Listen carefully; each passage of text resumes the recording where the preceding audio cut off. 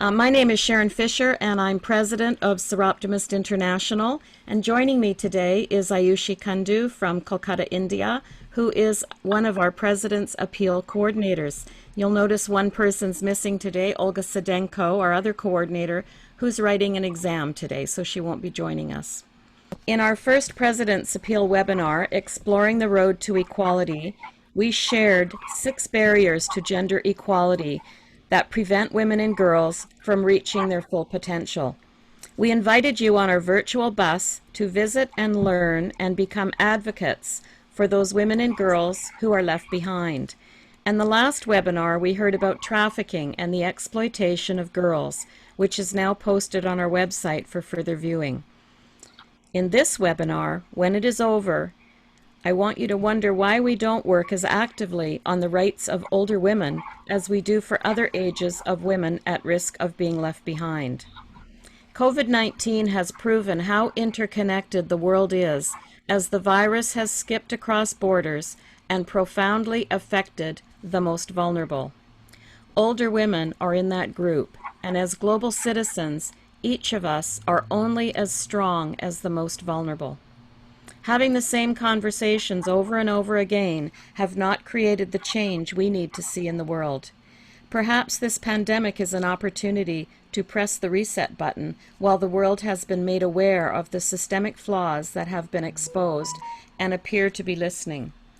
Not all older people are on the receiving end, but instead, many are extremely capable of giving back and are. I can't even imagine the volunteer sector without older people. Furthermore, after a lifetime of working through the great changes in the world, older activists are really good at this stuff. They are not ready to go home and be silent. When I think of my older self, I see being active in business, traveling, fishing, and giving back more than I need to receive. So why is it that we visualize older women as frail and needy? When I was in my 30s, I had my first experience of ageism, with my young sons asking me to tell them about the olden days. And I must admit, I quietly smiled when I heard my grandsons ask their father recently about the olden days and watched the look on his face. I'm now going to ask Ayushi to introduce you to our 3 outstanding speakers today. Ayushi, the floor is yours. Thank you, Sharon. Namaste, everyone. I would like to introduce our UN rep, our first speaker for the evening, Frances Zanodin. Frances left Australia in 1970 to work at the United Nations, initially in the Population Division of the Department of Economic and Social Affairs, and ended her career 31 years later as Deputy Budget Director of the United Nations Program Planning and Budget Division. Upon retirement, she joined the NGO community in order to further promote the ideals of the UN with specific interest in gender and aging issues. Her knowledge of the UN system, policies, and procedures has been particularly useful to NGOs that participate in deliberations in intergovernmental meetings. Frances is currently representative to the UN for the International Federation on Aging and Soroptimist International, and an elected vice chair of the NGO Committee on Aging, and is also a member of the NGO Committee on the Status of Women.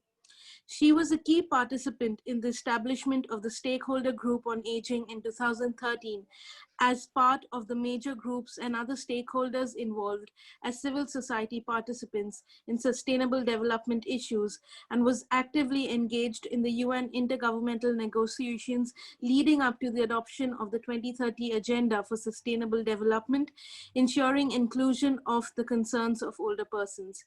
She is the UN focal point in New York for the Stakeholder Group on Aging.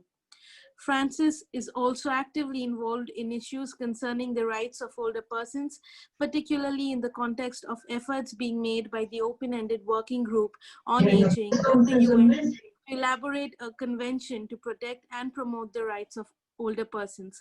Over to you, Frances. Thank you. Greetings to everyone around the world. It's lovely to hear all your voices. Slide 2, please. Let's bring them along. Let's bring all these women along on our journey to equality. When we say our goals is to empower women and girls, do we mean all women? How can we bring older women into our vision as we do good work for women and girls? I shall highlight a few areas where we can pay a little bit more attention to older women. I will also say a few words towards the end about how to link good works that we do with efforts to change policy. Aging has a female face. The United Nations tells us that the world is aging. Women live longer than men. By 2030, the number of people aged 60 years and older will reach 1.4 billion, comprising 16.5% of the world population. This will represent a 38% increase from 2019 compared to 7.3% increase for those between the ages of 15 and 24, and only a 2.2% increase for those between 0 to 14 years. The fastest growing demographic cohort is 80 and above, and women make up 61% of that group. When we talk about women, are we interested in women of all ages? Accumulated years of discrimination. We are all aware that because of a lifetime of discrimination, women end up with very few savings and assets to help them with old age. Many women, particularly those in developing countries, remain illiterate because they did not have opportunities to attend school. When they have no schooling, they have few employment opportunities. Without a job, how can they accumulate savings? How can they earn a pension? What happens then when she becomes a widow? Many do not have property rights when their husbands die. A lifetime of care work also goes unpaid. There is no recognition of their worth. In sub-Saharan Africa, older women and grandmothers are raising millions of young people orphaned by parents who died from HIV/AIDS. Let's not overlook the fact that violence against women does not end at 49, which has traditionally been the cutoff age for collecting data. Older women also suffer from abuse, sadly, mostly from their family members or other caregivers.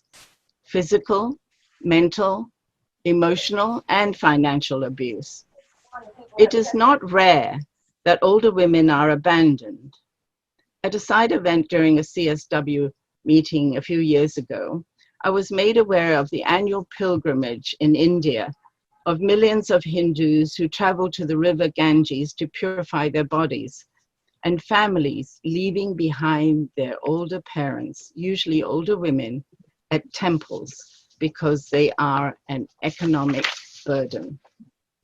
In some villages in Africa and India, women over the age of 60 are considered witches, responsible for bad harvests, sudden illnesses in their villages, and heavy rains and conflicts. Just this past July, this year in Ghana, a 90-year-old woman was accused of witchcraft and was whipped to death while others stood by and watched. This was caught on a video. The work of Soroptimists. Soroptimists are doers. They help, they provide, they educate, they build, they change the lives of women and girls. A quick look on the website and one is impressed. Soroptimists provide help to women and girls for their education, including life skills, books, building schools, libraries, agricultural training, building vegetable gardens, arts and crafts, sewing. Soroptimists help create sustainable food gardens to ensure that girls get enough to eat so that they can learn better. Soroptimists share skills and knowledge for job hunting. They help migrants to adapt to their new environment. They conduct workshops to strengthen self-confidence, increase awareness of gender equality in working life. Soroptimists donate clothes, provide food and other essentials, caring for those in homeless shelters.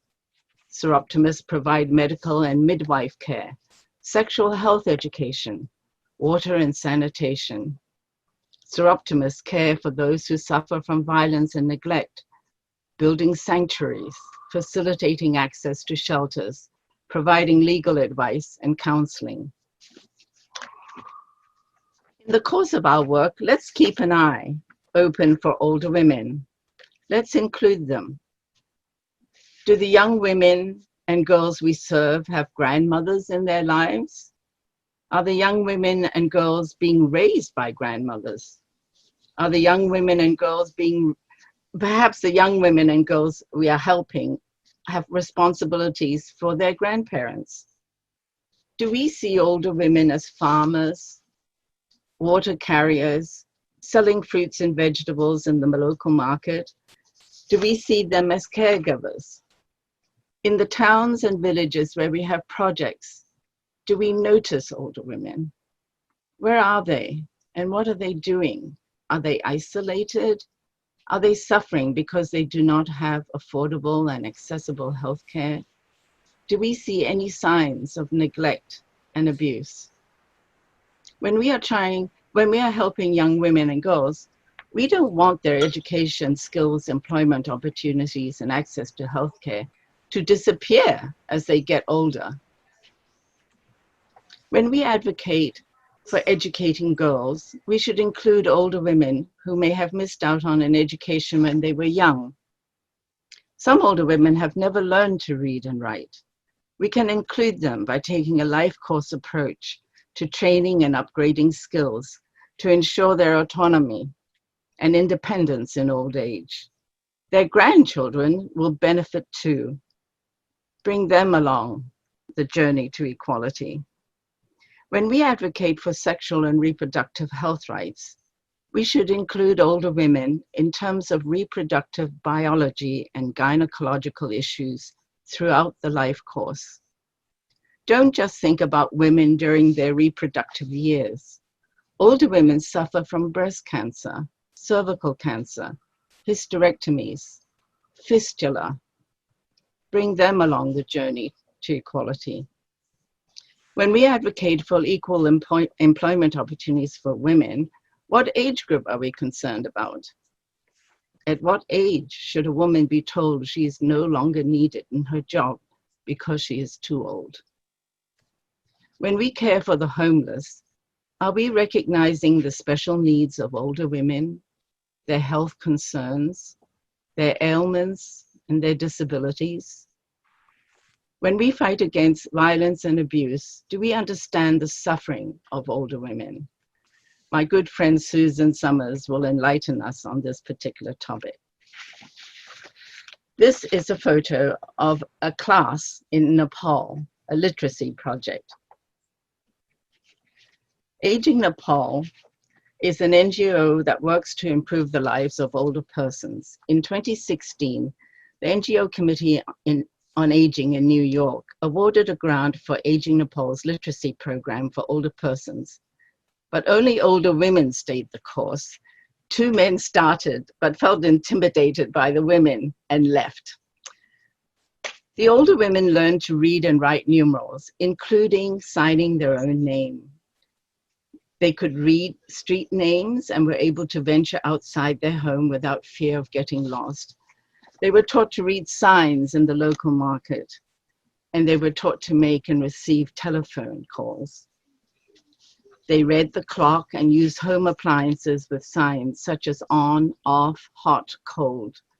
They even learned some English words. Education is never about just learning to read and write and do mathematics. Education gave the women a sense of independence, autonomy, pride, self-confidence. Their ability to read and write helped them gain respect. It helped them help their families too, particularly their grandchildren. The benefits for the older women also became benefits for their families. I'm very proud and happy to announce that on 8th September this year, Aging Nepal received one of the 5 2020 UNESCO Literacy Prizes. So that was a big celebration for all of us. At what age? Are we talking about women of all ages or only up to 49? When do women become invisible? When do they expect to be ignored or abandoned? When are they considered a burden and of no use? At what age does a woman lose her rights? But we can also celebrate older women. Many are independent, healthy, active contributors to their families, their communities, and to the national economy. Many have had careers and continue to work and have second careers, and many do amazing volunteer work. Look at many of us. And as Sharon said, she can't imagine volunteering without older women being present. And don't forget, many older people, older women, pay taxes and are not a burden. Many are mentors and educators, and many vote. Older women count, and they should be counted too. I want to say a few words about the long-term impact of what we do and what the differences in terms of what we do and what we want to change. Clearly, there are immediate needs requiring immediate response. We absolutely must continue to provide help and care. But we also want to think about long-term solutions. We must also think about changing policy. Otherwise, the under and uneducated will continue to be under and uneducated. The homeless will remain homeless. The hungry will remain hungry. Access to water and sanitation will continue to be a struggle. We must also hold governments accountable. We must pay attention to what governments have pledged to do at the international levels. CEDAW, CRC, CRPD, and other commitments to action, like the Sustainable Development Goals, universal health care, the human rights to safe drinking water and sanitation, the Madrid International Plan of Action on Aging, to name a few. We must use international treaties and plans of actions and agreements to push our governments to meet their commitments. At the global level, Soroptimist representatives at the UN will alert Soroptimists of key decisions taken so that we can take them to local and national authorities and advocate for compliance. We, Soroptimist representatives at the UN, advocate for women's and older persons' rights at CSW, at CSOC-D, at the HLPF, at the Open-Ended Working Group on Aging, and anywhere else we get a chance to speak on behalf of the rights of women. And also, we need to fight discrimination on the grounds of age. Legislation and policies should take a life course approach from cradle to grave for all people of all ages everywhere. So we are on our way. The road to equality will have potholes and roadblocks and detours, but we can make it a smoother journey if we pay attention to what will help us improve the lives of all women and girls. Legislation, policies, government action. And don't forget partnerships. Accomplishments are never attributed to just one person. They require working together with others. I want to say just a couple of words about the efforts being made at the moment at the UN to protect the rights of older persons in general, and of course older women. Currently, the UN is discussing the feasibility of an international legal instrument, a convention to protect the rights of older persons. SI is a member of the NGO Committee on Aging, and we shall be advocating for the rights of older persons, including, of course, the rights of older women. And please remember that 1 October, which is coming up next week, is International Day of Older Persons. The NGO Committee on Aging in New York, partnering with the United Nations Department of Economic and Social Affairs, will be holding a special event to celebrate the 30th anniversary. 30 years we've been celebrating International Day of Older Persons. I wonder how many people were even aware. One of our members, one of our Soroptimist members, Betty Levy, is on the planning committee. So you will, and I'm sure you will be receiving a notification about it if you have not already. So we look forward to your joining the International Day of Older Persons. And for what? And why are we doing all of this? For me personally, it's for peace, for love, and for equality. So I wish you all a very happy journey, everyone, to include older persons along the journey to equality. Thank you. Thank you, Frances. We now move on to our next speaker, Susan Somers. Susan Somers earned a law degree in 1984 from Albany Law School, Albany, New York, and holds a certificate of gerontology studies. For 2 decades, her practice areas concentrated on civil rights, family, and elder issues. She served as Assistant Deputy Attorney General for the state of New York, Consumer Frauds and Elder Protection Unit. She also served as the State Director of the New York NYSOCFS Bureau of Adult Services. She is currently President of the International Network for the Prevention of Elder Abuse, an international NGO with special consultative status at the UN, which launched the first annual World Elder Abuse Awareness Day on June 15, 2006. Her focus is on promoting older persons' human rights to end abuse, neglect, and violence globally through advocacy with UN member states and international NGOs. She has an interest in addressing harmful cultural and traditional practices and raising awareness relative to older women, widows, and abuse.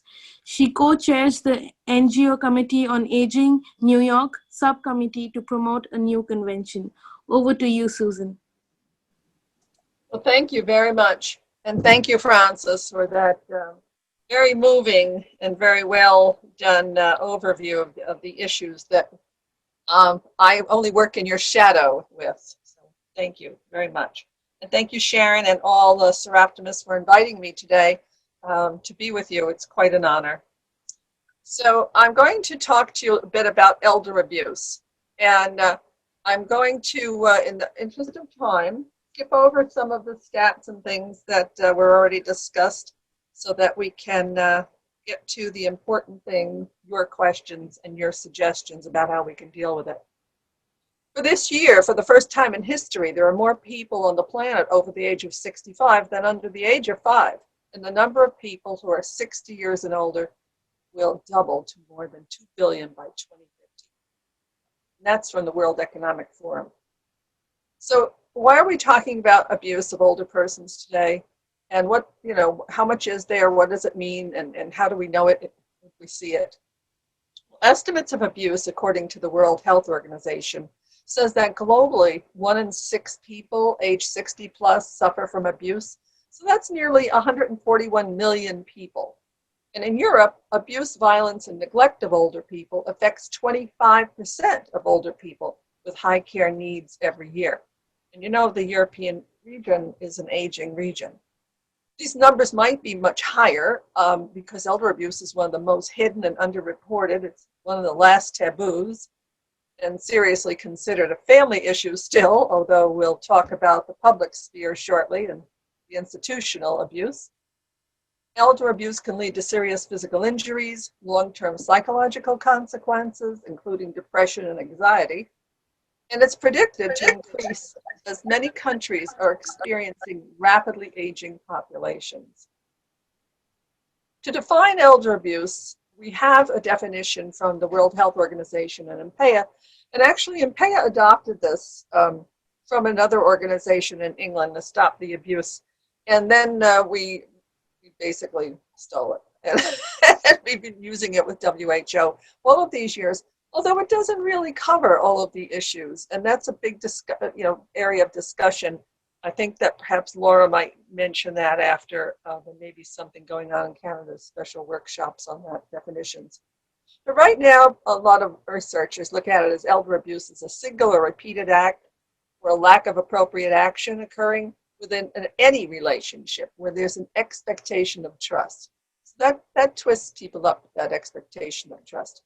That causes harm or distress to an older person. So what is an older person? Well, we don't really know exactly where to start or end with older persons. We know that the UN adopted 60 when the world met for the MIPA review, the Madrid International Plan of Action on Aging in 2002, and took upon themselves to declare 60 years of age of older as an older person. And that's used basically to help guide research. But we know even here in the US, our Native Americans at 55 years old, I mean, they're considered older. They have earlier mortality than other peoples. And in many other countries too, indigenous people may be older at a much younger age. It includes the different types of abuse that you probably have heard of or can imagine: physical, sexual, psychological, emotional, financial, and material abuse, abandonment, and then there's neglect. And so you've got active and passive neglect and serious loss of dignity and respect. So what's been going on? What's going on with the research on elder abuse? Well, unfortunately, researchers just can't always agree. And there's conflict among researchers. There's three theories, frameworks that go on in their work. One is the DV framework, one is the Adult Protective Services framework, and the other is the Interpersonal Violence framework. So I'm going to give you a little tutorial on this, on these frameworks. We've heard a little bit from Francis about how older women face greater risk of physical, psychological abuse, etc., but due to discriminatory social attitudes and the non-realization of their human rights, which we're going to talk more about. Poverty amongst older women is directly related to the absence of their economic opportunities and their autonomy, and the lack of economic resources. So land ownership and inheritance, those are big issues that we're going to talk about, and minimal participation in the decision-making process that particularly affects them.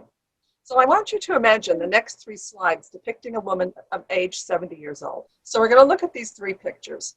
And generally, when we think about domestic violence, we think of a woman of reproductive age. And then when we think of older parents, we often think about mothers who are homebound and dependent. And then we think about elder abuse, we think about the elderly in nursing homes. It's sort of a stereotypical.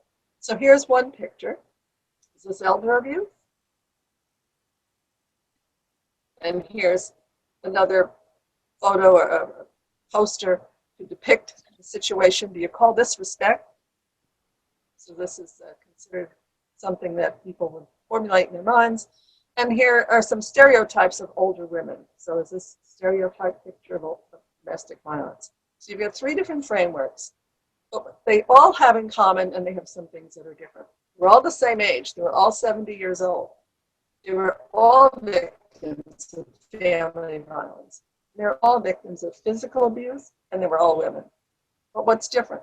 Their health status. You can see one was disabled, another one appeared to be perhaps very frail, and the other didn't appear to be frail at all, actually. She appeared to be healthy, but still abused. And they appear to have different cognitive statuses. So one may seem to not be as active cognitively as the others. And they represent different stereotypes of older women in abuse. So this really causes the confliction amongst the researchers, and it makes it really difficult to get treatment,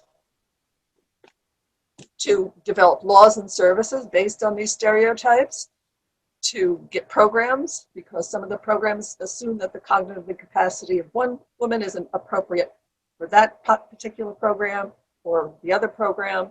The DV services assume that interpersonal violence isn't appropriate for older women victims of child abuse, of adult child abuse. So it becomes quite a quandary.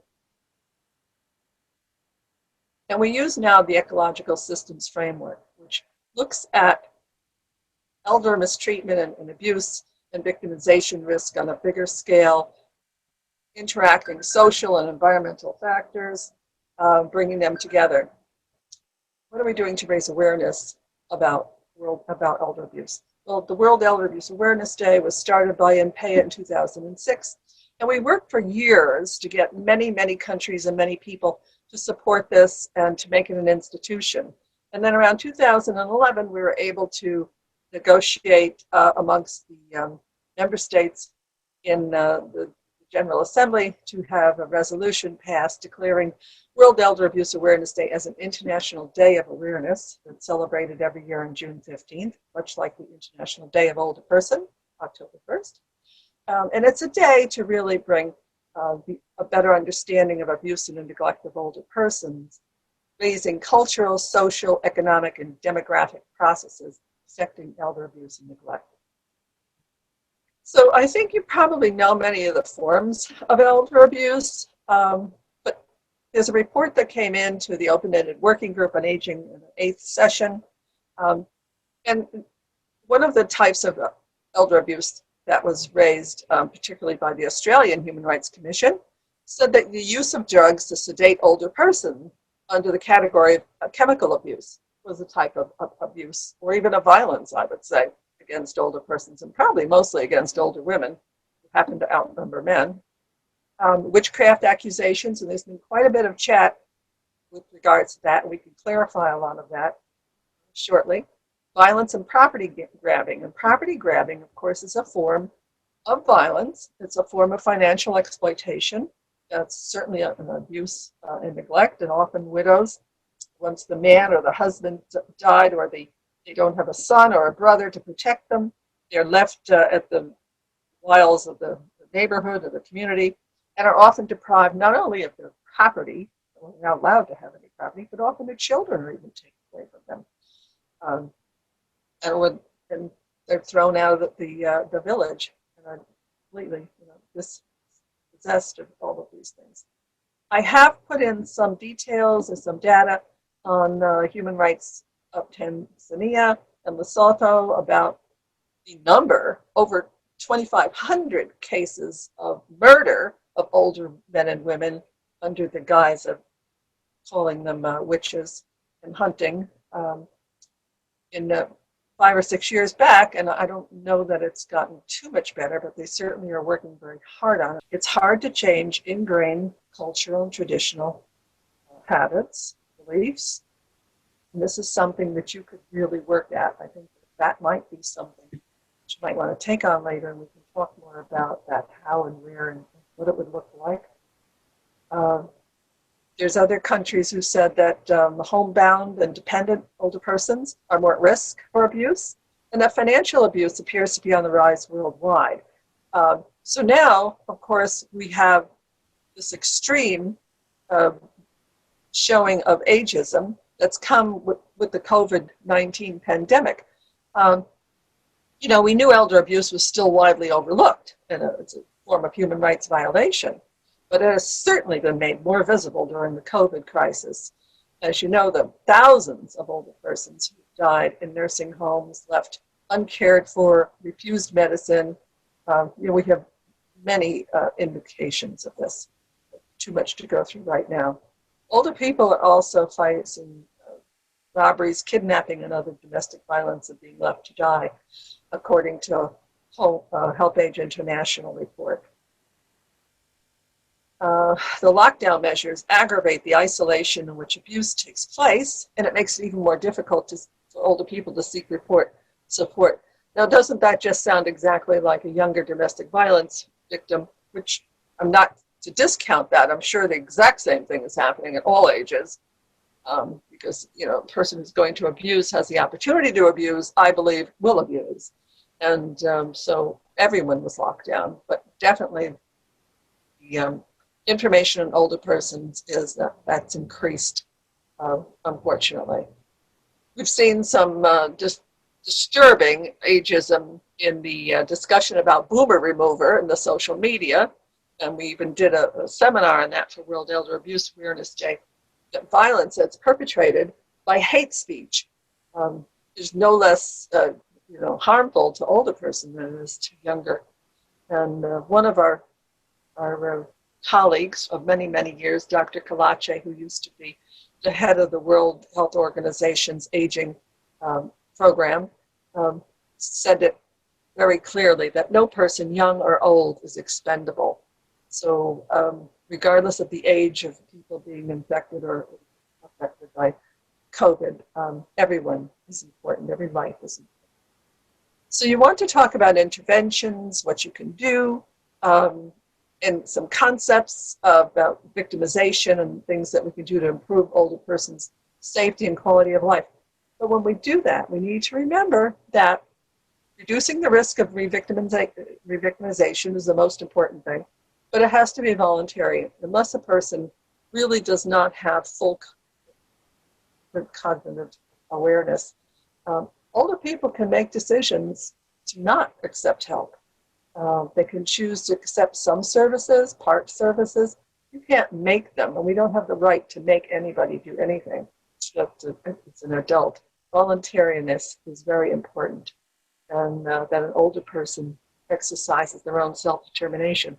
So we who care, to, Francis said, the love of others, need to empower them. We need to bring resources and policy and check them ourselves, be active ourselves, so that older persons are protected or have avenues to protect themselves if we want to end elder abuse. Thank you, Susan. Our next speaker is Laura Tamlin Watts. Laura is a lawyer, advocate, researcher, and media commentator. Her work, inter alia, focuses on law, aging, abuse, accessibility, and law reform. She has previously served as Chief Public Policy Officer at the Canadian Association of Retired Persons and National Director of the Canadian Centre for Elder Law. She currently teaches at the University of Toronto, where she is also a Fellow of the Institute of Life Course and Aging. She is a past chair and current executive member of the Canadian Bar Association's National Elder Law Section, a board member of the National Initiative for Care of the Elderly Network, and facilitates the section on law and aging issues, a board member of PACE Independent Living, a housing and services nonprofit which provides attendant care to persons with physical differences. She is also a board member of the Ombudsman for Banking Services and Investments, and a member of the Investment Funds Institute of Canada's Committee on Seniors and Vulnerable Investors. She is one of the 2 Canadian representatives on the North American Securities Administrators Association Committee on Vulnerable Investors and a continuing member of the Ontario Securities Commission's Task Force on Seniors.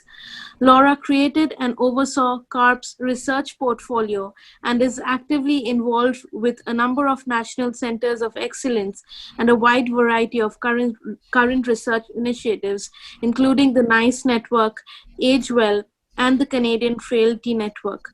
She helped to co-found Canada's second low-income seniors legal services center, Seniors First BC, located in Vancouver. Over to you, Laura. Thanks very much, everyone, and thank you for the introduction. It's such a pleasure to be with you today and to follow along for such wonderful friends in Francis and Suzanne, who we've known for many, many years and worked together at the United Nations level. And I just want to start with a thank you. You're calling in from all around the world, and some of you in time zones that are less convenient. And I'm looking in particular at our friends and colleagues in Asia and in Australia. And I know it's not a convenient time for you to join in today. So I just want to say thank you for your commitment. I also just want to recognize, as we've said, that the International Day of the Older Person is upcoming on October 1st. And I invite you all to take advantage of the wide opportunities in front of you. Certainly, we in Canada are hosting a major national event with all the major organizations, and you're free to join. I've put the information in our chat and also in the slides that will be made available to you as well. I want to talk to you a little bit today about not just who we are, but what we're doing, and particularly how we are advocating for older people. Erica, a very dear friend of mine, put in the chat, can we speak a little bit to the presenters today about what are we doing to advocate for older people? And so I'm going to speak a little bit to how we developed a very robust national policy framework, and where is the lens of gender, and in particular, looking at women across the life course in that age. So I will skip over these very quickly, but that's kind of what I hope to do, and speak a few minutes at the end about how you can become involved. I am going to speak from a Canadian framework because we've had the opportunity to hear from our colleagues about the international framework. And not that I think that the Canadian perspective is particularly on point, but I think it can serve as a fresh example of advocacy at a national level. And because Canada is a very large country geographically, how we can work in different areas, in different regions, and in different communities to bring the voices of women and girls there. I actually just want to start off by talking about our mission very briefly, because what I want to flag for you is that we speak in our values about inclusion and participation, quality and openness, innovative work, and principled work, and we're looking to advance the rights and well-being of Canadians as we age. And as we engage in our work, we are supported by thought leadership across this country and globally. And I wanted to share for you really a major piece of work that we've been doing since the time of COVID-19.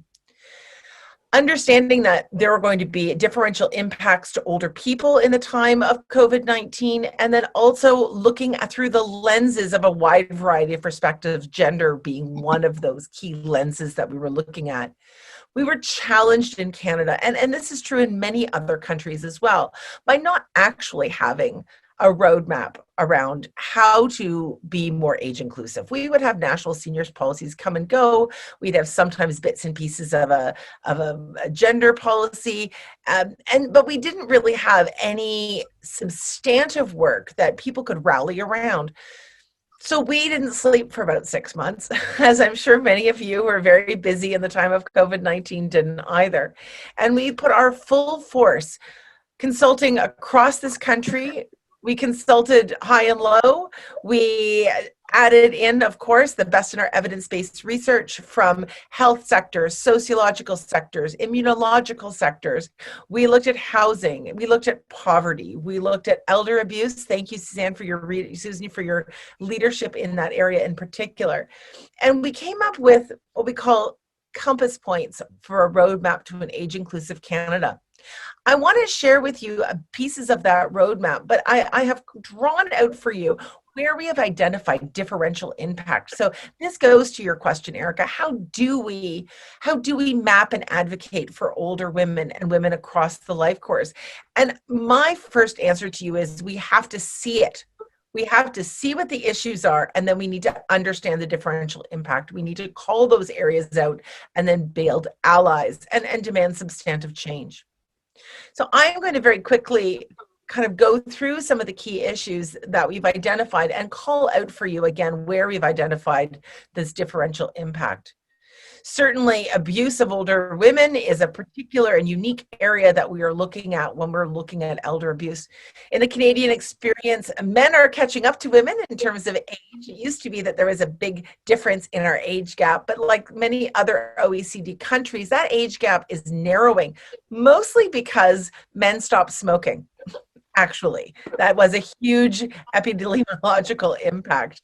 So now we have a narrower differentiation. So we used to say, aging is gendered. It's still true. Aging is gendered, but it's not so much for the longevity. It's more around the intersectionality of the negative impacts of aging rather than the amount of years that we have enjoyed or earned.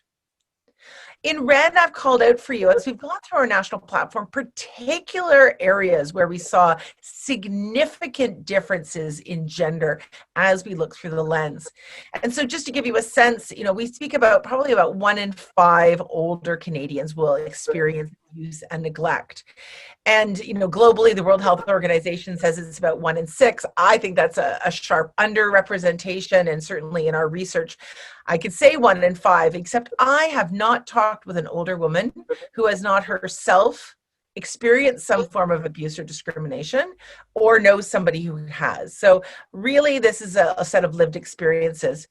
And when we're talking about elder abuse and prevention, we're often talking, although not only, about domestic violence in later life, which is a life course issue. We also found out as part of the research project on abuse and neglect in 2015, and we saw really interesting findings, and we haven't learned enough about them. We found that there were predictors of elder abuse, particularly for women, if you had been abused as a child or in your young years. So that was differentially impacted. So older women in Canada's experience is not just that you're more likely to be abused, but you're more likely to be intergenerationally abused, and you're more likely to experience abuse across domestic violence as well. We also wanted to flag for you that in the time of COVID-19, we've seen some very challenging trends. And I want to share for you that this is not evidence with a capital E for my professor friends and my academics out there. It's, I would say, information and data, but it doesn't meet the sort of evidence base yet. We haven't actually had the time to review the information. But what I would offer is, particularly in elder abuse, we are seeing that calls to social services in Canada are up about tenfold around issues of abuse and neglect, with a differential impact of women reaching out. But what's interesting about that is that calls to more traditional services like police calls have plummeted.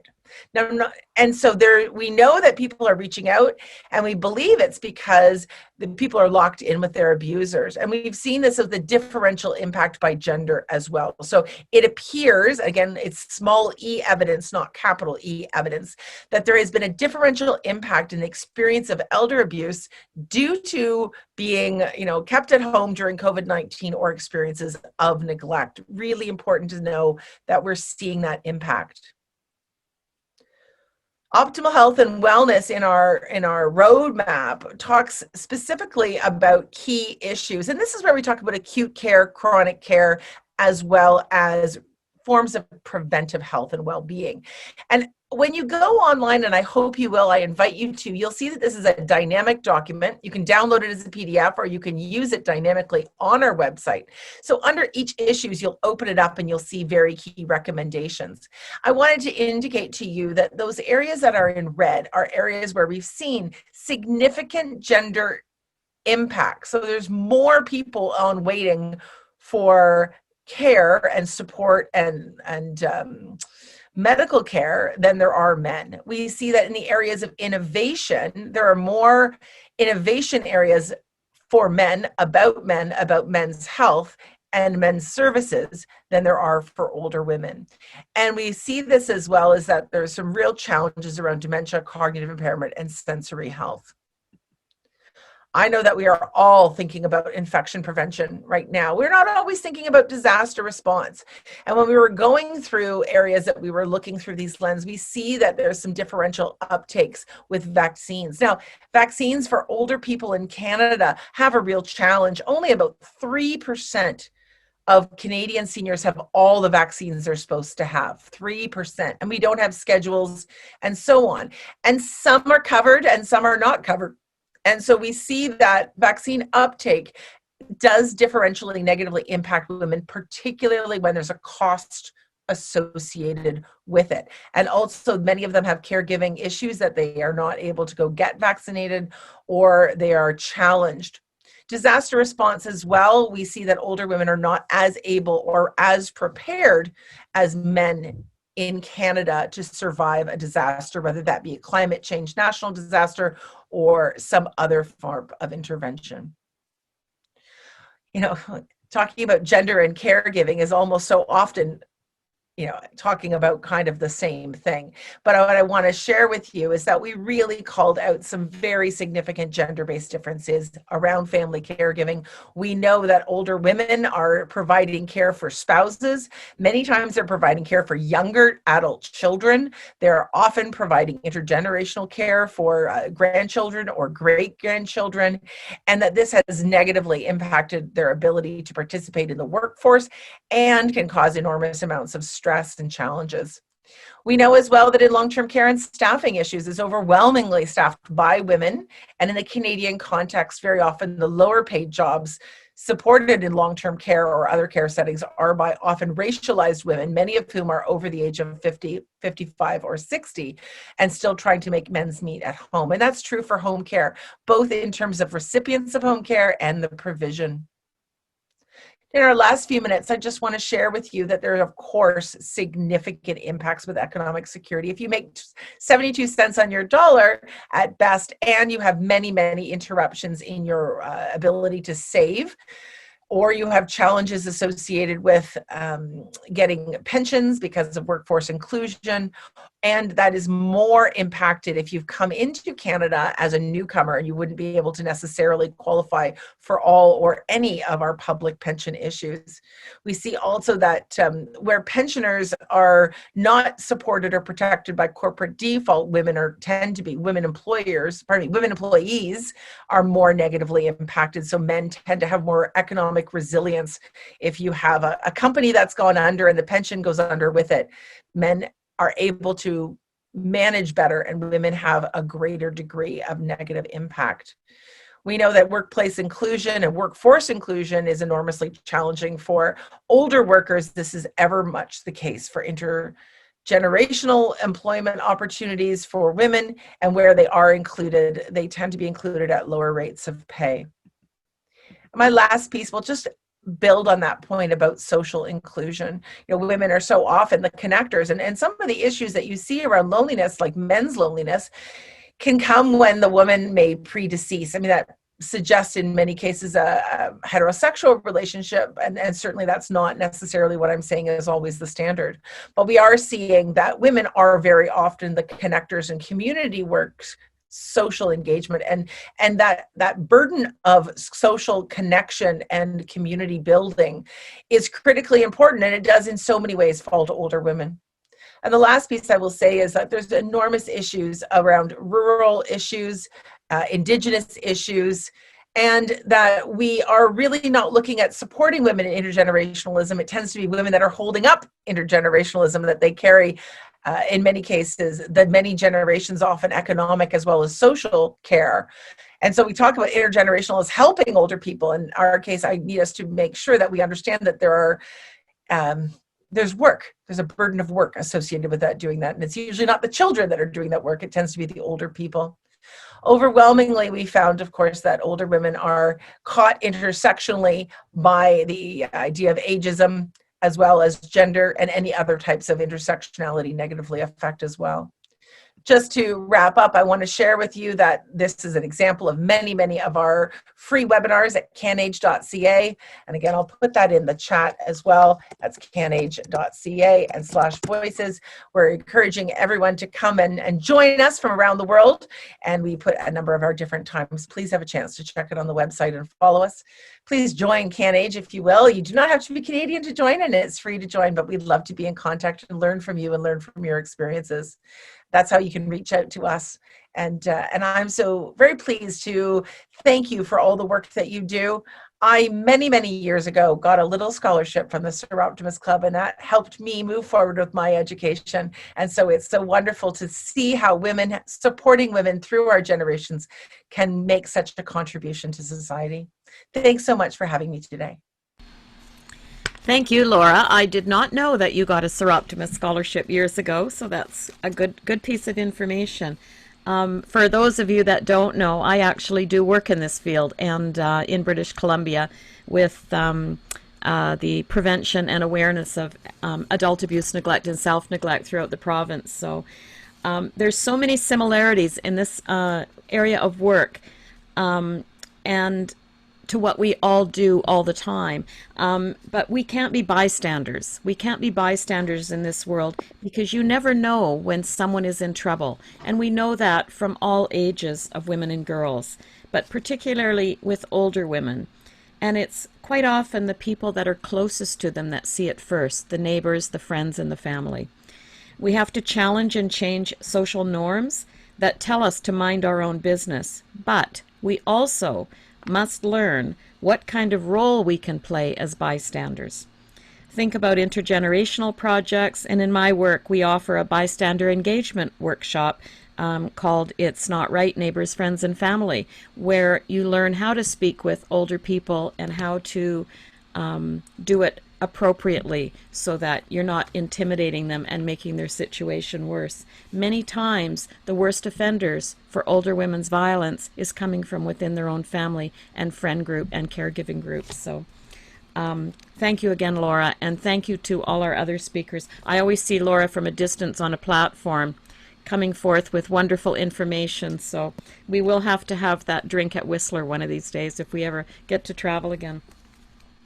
So all of these webinars are available on our website at soroptimistinternational.org in the SI Voices page, and parts of them are likely already on Facebook, Twitter, Instagram, and Soroptimist Lab if I know our membership well. Our next webinar is scheduled for October 15th, where we're going to hear from Maggie O'Kane, formerly an investigative journalist with The Guardian, and now leading the global media campaign to end FGM. She will have with her some of our Soroptimist 6 activists from Africa to share the work they are doing thanks to your donations to the Road to Equality President's Appeal. So I look forward to having you. We decided to spread them out a little longer than 2 weeks because we were scrambling every 2 weeks and struggling. So we will look for some alternate time zones also. So we'll take your questions and give your answers, and we will be keeping the line open after the session again because we know everybody likes to visit. So I will say thank you for coming, and I'll hand it over to Claire for questions.